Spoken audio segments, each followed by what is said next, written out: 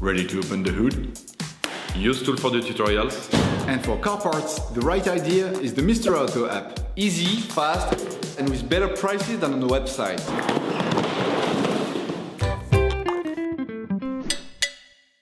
You can find the bulk distribution kit in the video exclusively in the Mr. Auto website and in the link in the description. Turn your engine off, pull up the handbrake, pull on the bonnet release lever and open the bonnet.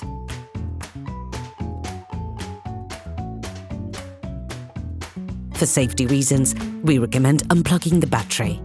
Simultaneously, separate the two tabs which hold the battery support cover in place so you can remove it.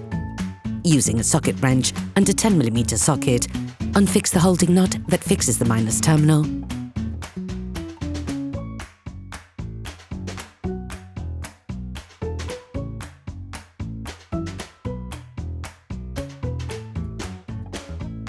And remove it.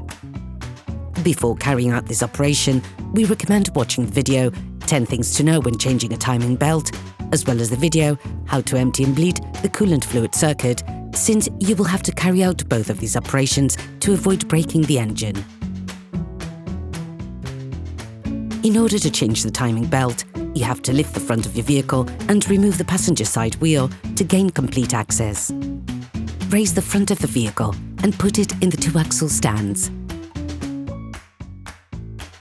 We strongly suggest watching the tutorial, raising your vehicle safely before carrying out this step. You can then remove the wheel. Do not forget to slide it under the vehicle. You will also have to remove the mudguard.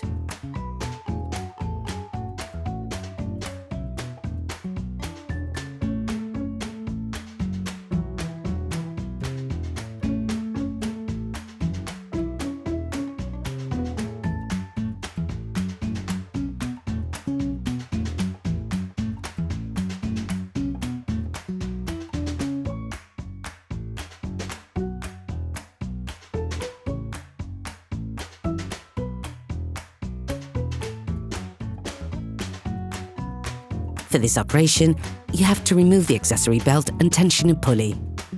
To do this, we recommend watching our video, How to Replace the Accessory Belt Megane 3 1.5 dCi. Remove the crankcase.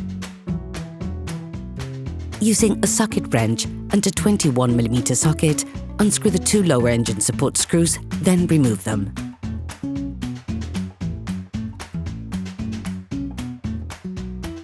You will first have to empty the coolant fluid circuit.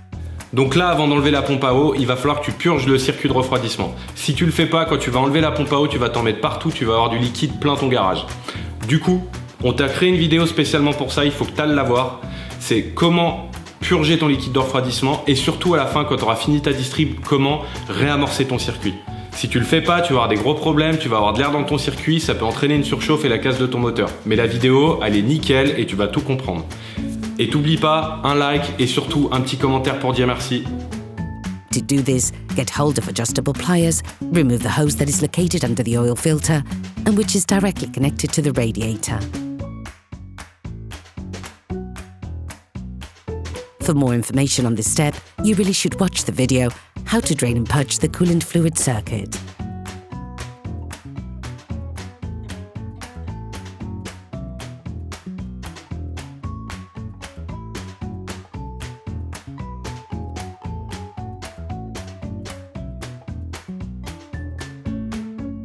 For this operation, you will have to remove the passenger side engine support.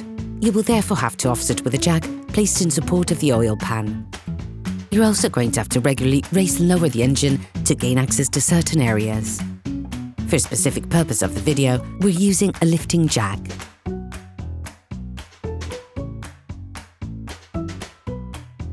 Next to the engine frame of the passenger side, unplug the two diesel hoses and slip them to the side to create enough space for the next movements.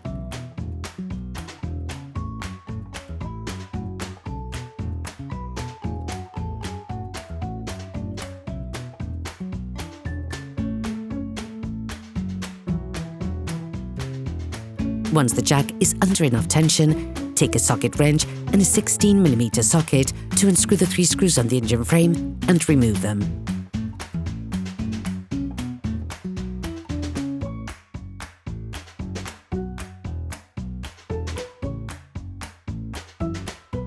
Using the same tool, unscrew the 3 screws that hold the engine frame to the chassis.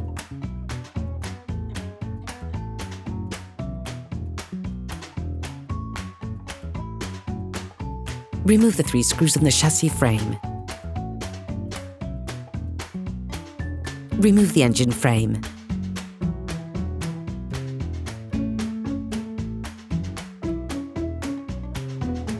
You then need to remove the second frame and start by removing the transversal screw with the 19mm spanner.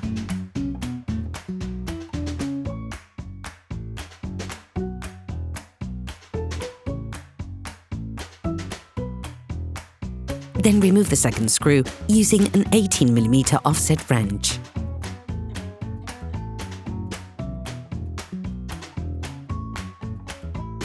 You can then remove the engine frame. Slightly lift the engine to give you easier access to the plastic protection.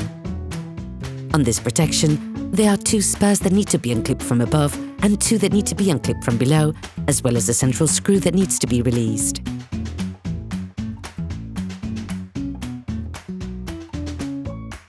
Start by unclipping the 2 holding spurs on the upper part of the protection. You now have to access the 2 other spurs that you can unclip by hand or using a screwdriver.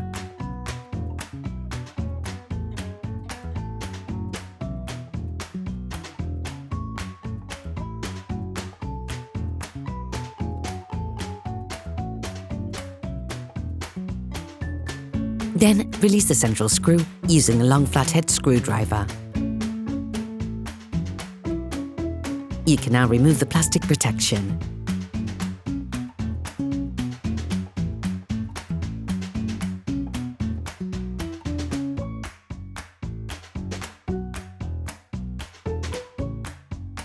You then need to remove the metallic plate. To be able to access the different screws and remove them, adjust the height of the engine with a jack. Using a 10mm socket, unscrew the 4 screws that hold it in place.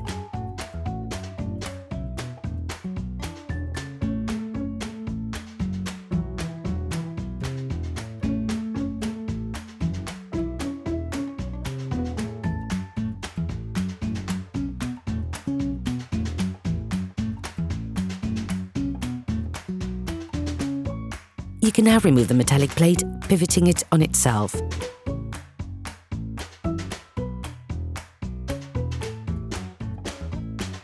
You now have to remove the lateral plastic cover. To do this, unclip the spur located on the front and the 2 that are located at the back.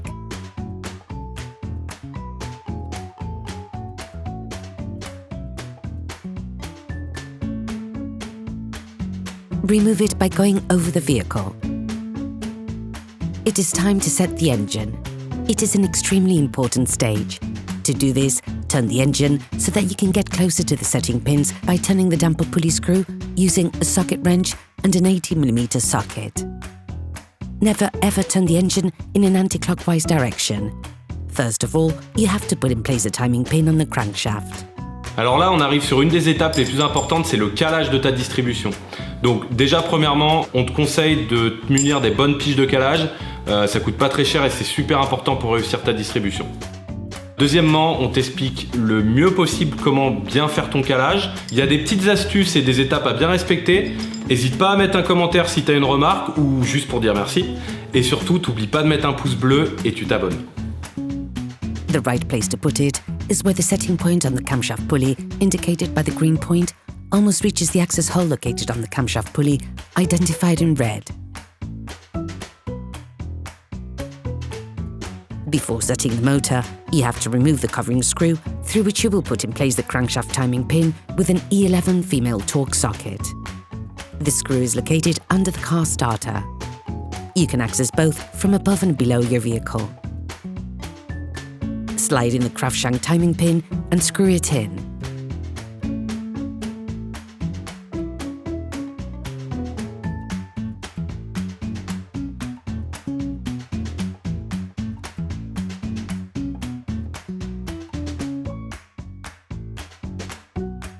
Now, turn the engine until the crankshaft comes into contact with the timing pin in an upper position. It is at this moment that the camshaft pulley will be perfectly positioned in front of its timing pin. Insert the pin into the camshaft pulley. It can be a little difficult to insert. You will then need to remove the damper pulley. You must not use a socket wrench to unscrew it. You could lose its setting or bend the pin in the engine. Take an impact wrench, which will not cause the crankshaft to rotate. We recommend watching our guide, How to Block the Engine Flywheel, to be able to release the damper pulley more easily. We explain how to get at and block it in complete safety.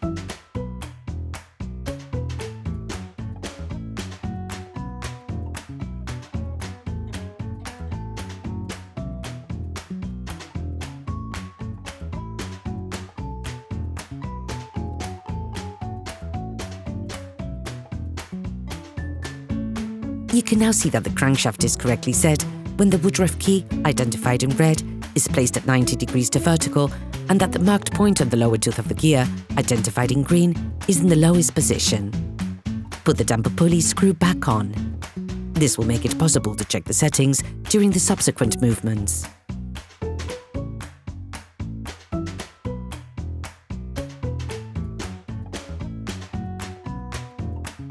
Adjust the height of the engine to make accessing the tensioner pulley easier. Then, using a 13mm socket, unscrew it.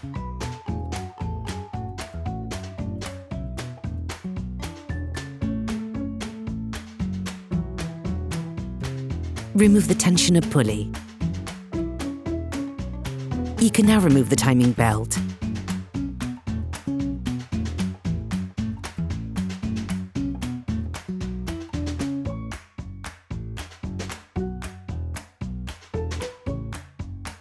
You will now have to put the alternator to the side to remove the plastic that prevents access to the water pump. Using a 13mm socket, start by unscrewing a few threads on the lower alternator screw.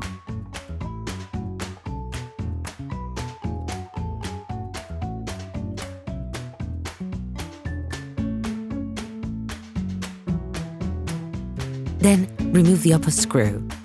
This will make it possible to pivot the alternator, pulling it slightly out of its housing.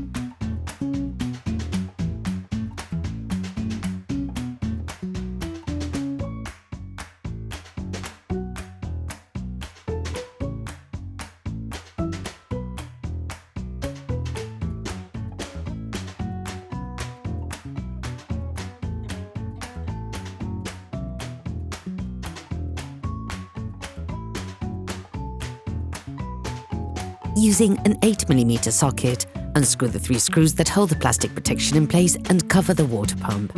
Then remove it.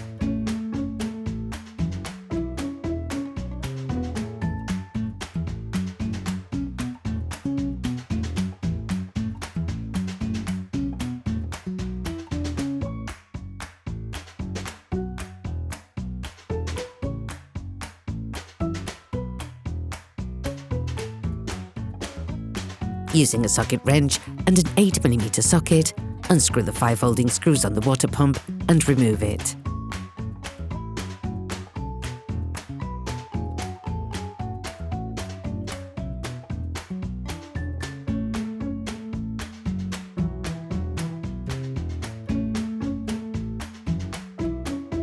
Remove the water pump seal.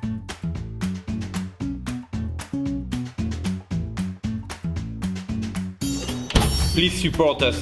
Subscribe and like the video, that will be really cool. In order to avoid any leaks, you have to properly clean the gasket surface on the water pump. You can use sandpaper to help you to make getting rid of the remains of the old joint that bit easier. You will find the bulk pot and products used in the video on the Mr. Auto site and in the link in the description. Take the new water pump and the seal that is applied with it. If the seal supplied with it is a paper seal, generously coat the gasket surface in the paper seal for the coolant fluid in order to ensure it is perfectly watertight. Top tip: put 2 screws in place on the pump, which will make it easier to hold the seal in place during installation.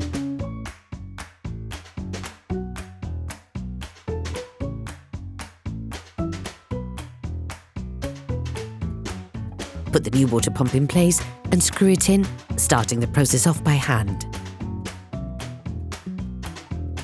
The screws have to be tightened in place using a Torx wrench. Then put the plastic plate back in place and screw it in.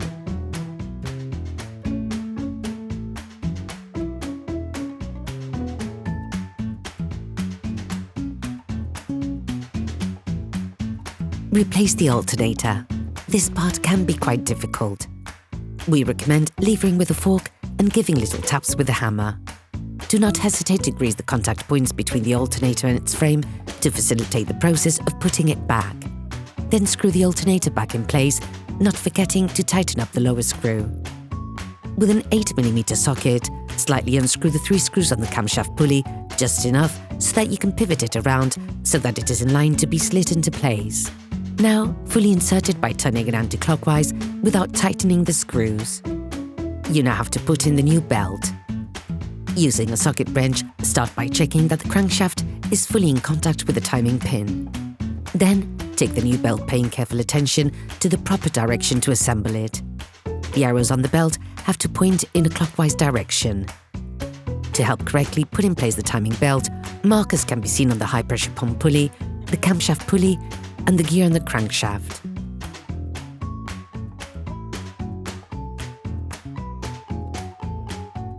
Start to position the timing belt on the camshaft and high-pressure pulley, connecting up the markers on the timing belt with those on the pulleys.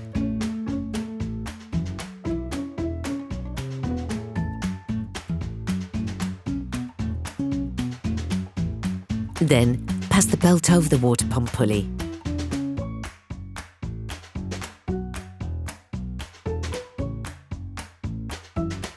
And, holding everything in place, position the belt on the crankshaft gear.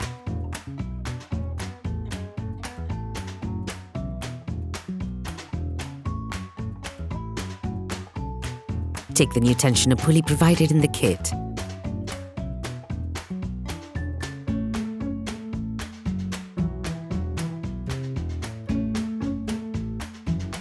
Put the tensioner pulley in place, paying careful attention that the central stud is correctly put in place. Place the pulley behind the belt and screw it in roughly to begin with.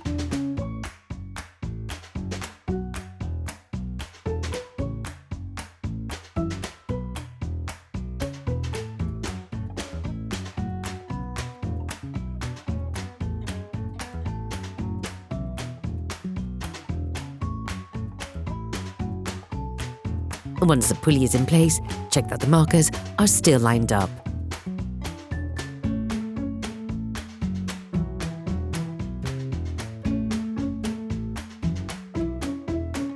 You now have to check the assembly on the timing belt. To do this, put the tensioner pulley under tension in the usual upper position. Using a 6mm Allen key, put tension on the timing belt by turning it anti-clockwise, then fix it in place with a socket wrench and a 13mm socket.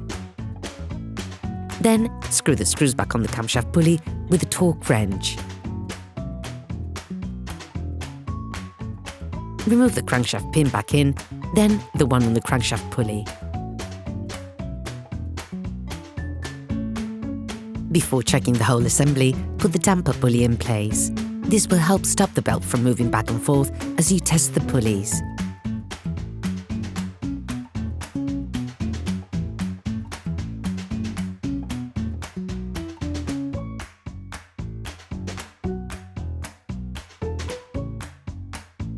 Using a socket wrench and still working in an anti-clockwise direction, make 2 full turns on the timing belt, which is the same as 1 engine cycle. This enables you to check the correct synchronization of the engine and that the setting has been done properly. The compression of the engine might make the rotation difficult. Nevertheless, check that there's no significant blockages.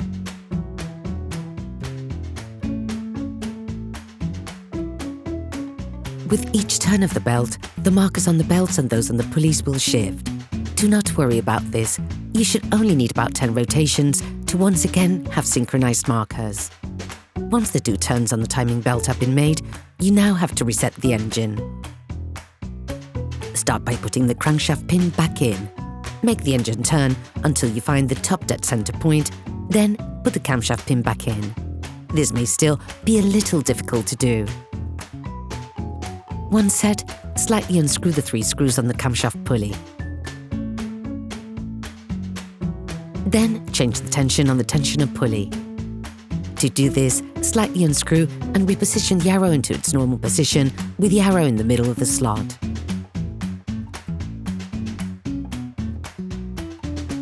Then screw the tensioner pulley back in and finish off the tightening with a Torx wrench.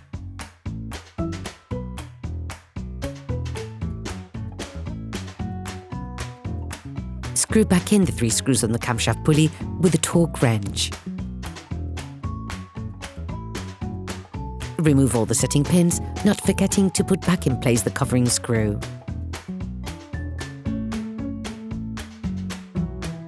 Remove the damper pulley.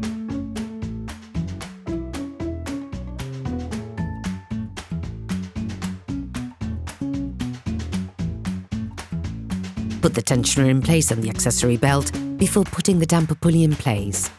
This will help with the operation. We recommend installing a new damper pulley screw as they're single-use retractable screws. We also recommend installing a new damper pulley. We recommend installing a new damper pulley as well as a new screw since they're retractable single-use screws. Put the damper pulley in place. The gear stud should be used as a guide for centering it.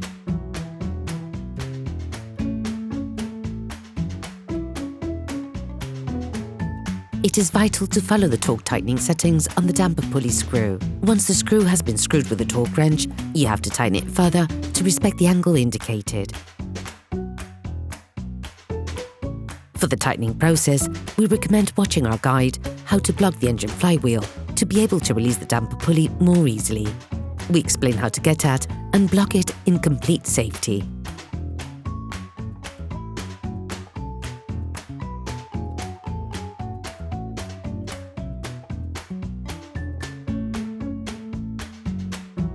Put the lateral plate back in place, sliding it onto the 2 studs on the lower part.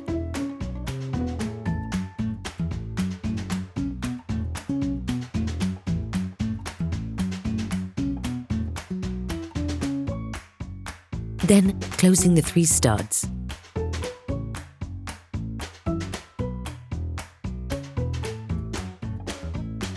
You can now put the drive belt in place. To learn how to properly put the drive belt in place, we recommend watching How to Replace the Accessory Belt Megane 3 1.5 dCi. You can then put the metal plate back,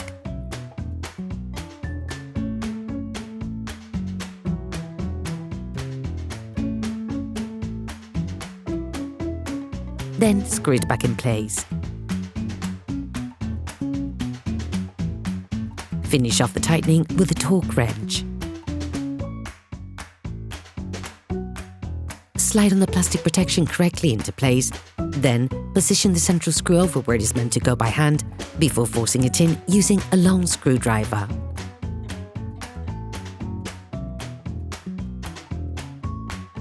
Lock the 4 protection spurts. You can now put the engine frame back in place. Start by screwing in the vertical screw using a socket wrench and an 18mm socket.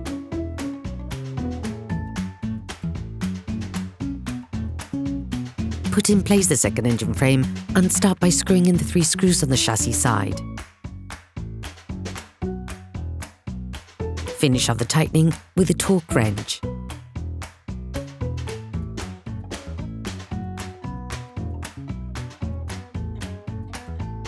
Then adjust the height of the engine so it is easy to put in place the screws on the engine frame. Then screw them back in until contact is made and finish off the tightening process with a Torx wrench.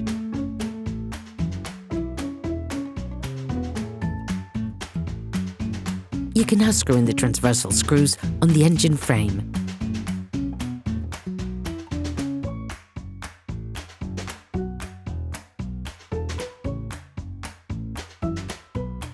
Finish off the tightening of the 2 screws using a Torx wrench.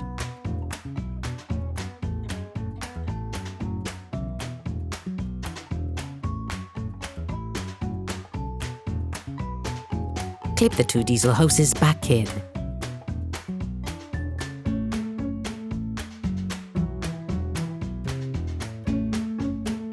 Pump on the primer pump a little to get the circuit working again. You can now remove the jack or the floor crane.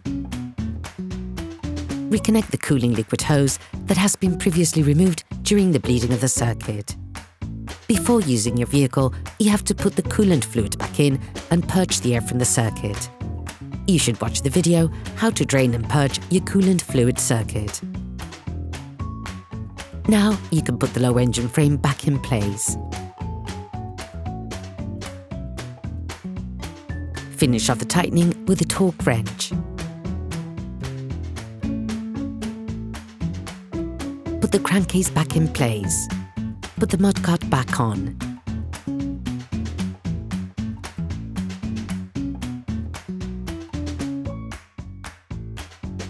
Then you can put the wheel back on your vehicle and put it back on the ground.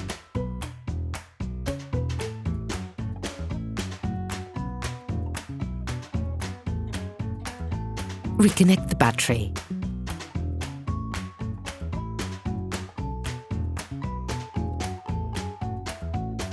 Operation completed. Hello, if this video helped you, like and subscribe.